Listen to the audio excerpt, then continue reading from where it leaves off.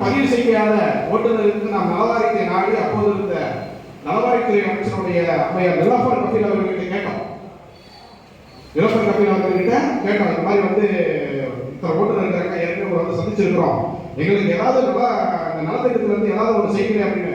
அப்படின்னா செய்யவே முடியாது. இந்த நலவாரியத்தில் நீங்கள் பதிந்திருந்தாலும் எங்கள் கட்சியை சார்ந்தவர்களுக்கு மட்டும்தான் அந்த நலவாரியம் கிடைக்கும். நிச்சயமாக எழுதி வைத்துக் கொள்ளுங்கள், உங்களுக்கும் ஓட்டுநர்கள் சரியான பாடத்தை கொடுப்பார்கள் அப்படின்னும்.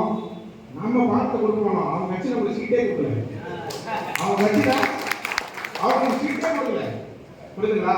ஓட்டுநர் என்பது ஒரு மாபெரும் சக்தி. அந்த சக்தியை உணராமல் இவங்கெல்லாம் டிரைவர், இவங்கெல்லாம் ஆட்டோ டிரைவர், இவங்கெல்லாம் கான்டாக்சி டிரைவர் அப்படின்னு நிலை மாறி இவங்கெல்லாம் எல்லாம், இவங்கெல்லாம் டிரைவர் தானே அப்படிங்கிற காலம் போயிட்டு இவர்கள் தான் எல்லாம் என்கின்ற அடிப்படையில் இன்னைக்கு நாம் வளர்ந்து வருகிறோம்.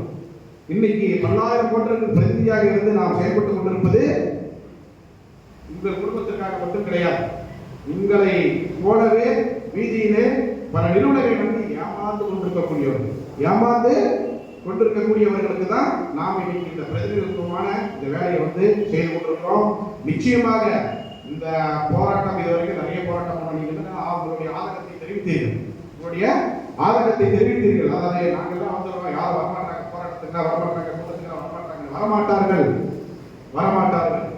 அப்படித்தான் நீங்க நினைச்சுக்கணும். ஆனால் அவர்களையும் வர வைப்பதற்கு நம்முடைய இந்த ஒன்று கூட ஒரு மிகப்பெரிய சாட்சியாக அமையும்.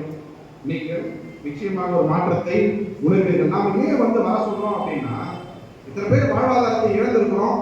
எங்களுக்காக கடன் நீட்ட ஒரு தொழில் நிறுவனம் வந்திருக்கிறது. ஓட்டுநர்களோடு தோளோடு தோளாக நம்ம உட்கார்ந்து இருக்கும்போது, இங்க பாருங்க, நம்ம உட்கார்ந்துட்டு இருக்கும்போது நம்மளோட தோளோடு தோல்னு நம்ம வாய்ப்பிலே சொல்றது கிடையாது. நம்மளோட தோளோடு தோல் உரசி கொண்டுதான் அவர் உட்கார்ந்து கொண்டிருக்கிறார். அந்த நிறுவனம் நம்மளுடைய தோளோடு தோல் உரசி கொண்டுதான் உட்கார்ந்து கொண்டிருக்கிறார்கள். எந்த ஒரு பாகுபாடும் கிடையாது.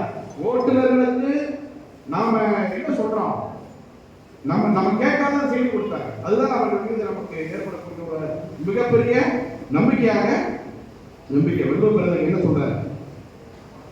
உடையை செங்கோல் உடையாமல், உடையை செங்கோல் உடையவன் எவனோ அவனே வேந்தற்கு ஒளியாக இருக்கிறான் அப்படின்றத வெல்வப்பெருந்தகை ஒரு ஒரு பெரிய விஷயத்தை வந்து ரொம்ப எளிமையா வந்து சொல்லிடுவார். உடையெறி அப்படின்றது என்ன?